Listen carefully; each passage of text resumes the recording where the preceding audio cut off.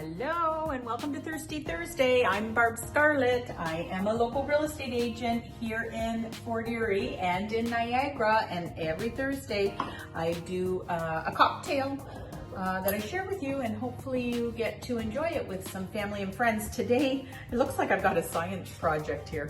Can you see all of this? Let's see if it's in view.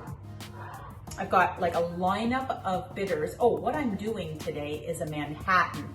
My husband loves bourbon, and so he's been thinking about, oh geez, we're gonna take the bourbon off the shelf because it comes out of Kentucky for the most part, or at least the ones that he likes.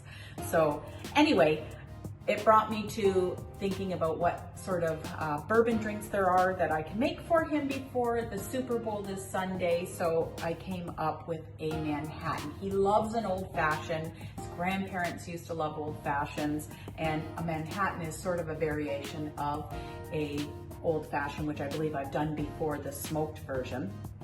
So in today's video, what I'll be doing is I'm going to be using a whiskey instead of a bourbon, simply because there's just a little bit left and I don't want to use that up on him. So we're going to do whiskey instead of bourbon. It calls for 2 ounces of whiskey, 1 ounce, or actually 2 to 1 whiskey or bourbon to vermouth, and then a few dashes of bitters. It actually calls for 3 or 4 dashes of bitters, and if you have, it said the cherry bitters, and I don't think that, although this looks red, I don't think it is a cherry bitters. I don't really drink these cocktails, so I'm not as familiar, but we're gonna use just one of the bitters. And then it also calls for a maraschino cherry, which I don't have either. And it says not to use, you know, those candied cherries, or those, you know, the red ones we get with the red juice that has maybe formaldehyde in it. I don't know. I've been told. It actually calls for a maraschino cherry, and I don't have that. But what you can do is just use an orange and use that to garnish, and just the oils of the orange. So let's get started. The first thing we have to do is to take some of the orange rind and give that a twist to let the oils sort of release. And then you're going to kind of do this around the rim of your glass. I didn't do a very good job on that one. It kind of broke on me, so let me try this again. I just love it when you get a real swirly piece of the orange. There we go. Oh, I'm doing a good job on this. There we go. Okay, so that'll just give a little hint of it. Then in your glass, remember we worked this out last week that this is 2 ounces, this is 1, so I've got that under control now. So we are going to take, and I believe this is 40 Creek whiskey, 2 ounces of the whiskey. I'm just gonna put that in the glass, and then 1 ounce of the vermouth. How are you? 1 ounce of the vermouth, there we go.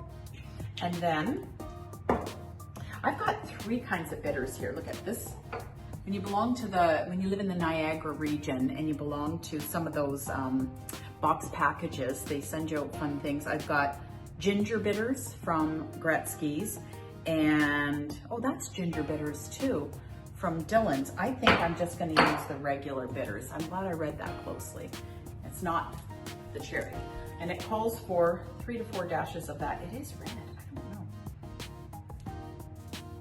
It actually might be cherry. All right. Well, we're just going to go with that.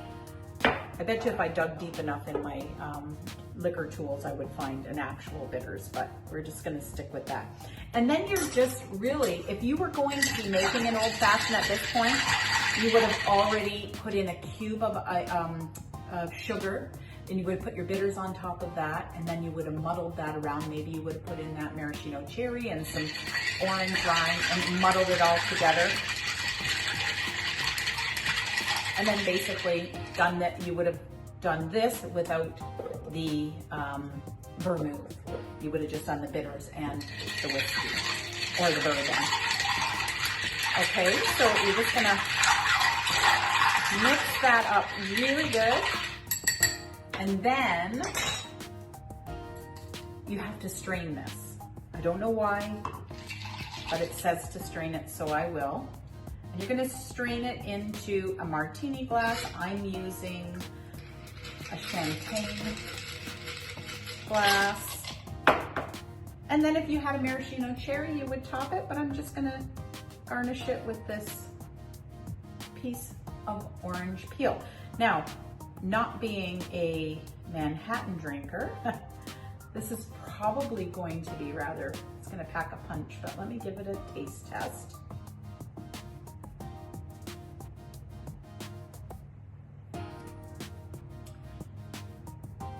Yeah, wow. It's got a nice flavor to it. I'm gonna tell you, it's probably not for me. My husband will love it when he gets home from work.